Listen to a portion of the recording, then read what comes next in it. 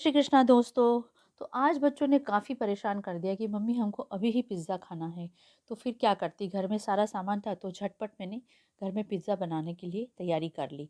तो मैंने शिमला मिर्च कट कर लिए और उसके बाद मैंने जो चीज़ था उसको कटिंग कर लिया, धनिया काट लिया और उसके बाद जो कॉर्न था उसको भी निकाल के रख लिया। इस तरीके से मैंने थोड़े से तेल में थोड़ी सी शिमला मिर्च को थोड़ी देर भून लिया, उसमें थोड़ा सा नमक डाला स्वाद अनुसार, ज़्यादा नहीं क्योंकि हम बाकी और भी मसाले इसमें डालेंगे तो उसमें ऑलरेडी थोड़ा सा नमक होगा ही। तो इसको आधा कच्चा थोड़ा सा पका लेना है इसको हमको इसी पे। और इसके बाद फिर ये थोड़ा सी देर भून जाने के बाद में हमको इसमें कॉर्न डालना है क्योंकि कॉर्न ताज़े हैं। थोड़े से एक मतलब होता है ना कि ताज़े कॉर्न है, थोड़े 5-7 मिनट के लिए आप इनको सौते कर लेंगे ना तो ये तुरंत ही मतलब पक जाएंगे, इनको ज़्यादा टाइम नहीं लगता है पकाने में। अब हम इसमें ऑरिगेनो पाउडर डालेंगे और उसके बाद चिली फ्लेक्स डाल देंगे। ये सब हम लोग रखते ही हैं घर में मोस्टली, बहुत सारी डिशेस में काम भी आ जाता है हमारा। इस तरीके से थोड़ी देर इनको मिला लीजिएगा। मिक्स हो जाने के बाद इसको कुछ देर इसी तरीके से उलट पुलट करते रहना है ताकि मसालों का सारा स्वाद इसमें उतर के आ जाए।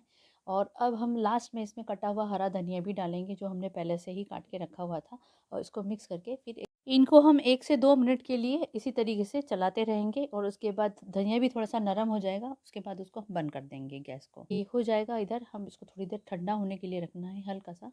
इधर ये ठंडा हो जाएगा। मैंने 2 पिज़्ज़ा बेस लिए हैं और अब हम इसमें शेज़वान सॉस डालेंगे दोनों इसमें। ज़्यादा नहीं डालना है क्योंकि ये बहुत तीखा होता है, तो डिसबैलेंस नहीं करना है हमको, इतना ही जितना कि बच्चे खा सकें इसको आसानी से। बस इसको हल्के हाथों से इस पर फैला देना है। इसी तरीके से दोनों बेस कर लीजिएगा कंप्लीट। और फिर अब हम इसमें हम पिज़्ज़ा बेस को इसलिए रेडी कर लेते हैं क्योंकि जब हमारा ओवन गर्म हो जाता है या तवे पर भी जिस पे भी हम करना चाहते हैं तो बैक टू बैक हम तुरंत एक उतारेंगे दूसरा रखेंगे। तो उसके लिए हमारा टाइम वेस्ट नहीं होगा, इसीलिए हम ऑलरेडी पहले से इनकी तैयारी करके इनको रख लेंगे कि जैसे एक हम उतारेंगे दूसरा हमको उसमें रखने में आसानी होगी। तो हम जो वेजिटेबल्स था वो कॉर्न और शिमला मिर्च का, अब इसको हम इस पे फैला देंगे। तक दूसरी तरफ हमने तवे को प्रीहीटेड करने के लिए रख दिया है। आप चाहे तो कढ़ाई का भी इस्तेमाल कर सकते हैं। मुझे जो मतलब थोड़ा सा टेक्निक इजी लगी मैंने वो अपनाई है।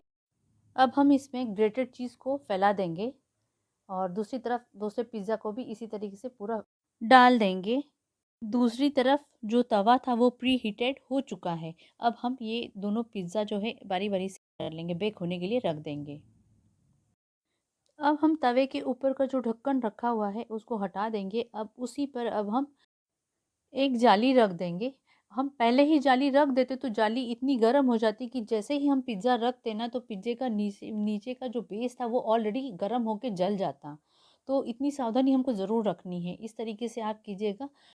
अब हम पिज़्ज़ा को 15 से 20 मिनट के लिए कवर करके ढक कर रख देंगे और उसको जो स्टीम मिलेगी ऊपर का उसका जो चीज़ है वो मेल्ट हो जाएगा और फिर आप उसको उतारिएगा 15 से 20 मिनट के बाद में। तो आपको गरम गरम बाजार जैसे पिज़्ज़े का स्वाद मिलेगा, इतना ज़रूर ध्यान रखिएगा। तो इसी तरीके से आप दूसरा पिज़्ज़ा भी इस समय रख सकते हैं, मैंने दूसरे इसमें भी रखा हुआ है। अब दोनों अलग अलग इसमें हमने आपको बना के बताया हुआ है। आप देखिएगा, आपको जिसमें भी मतलब सहूलियत होती है आप उसमें ट्राई कर सकते हैं।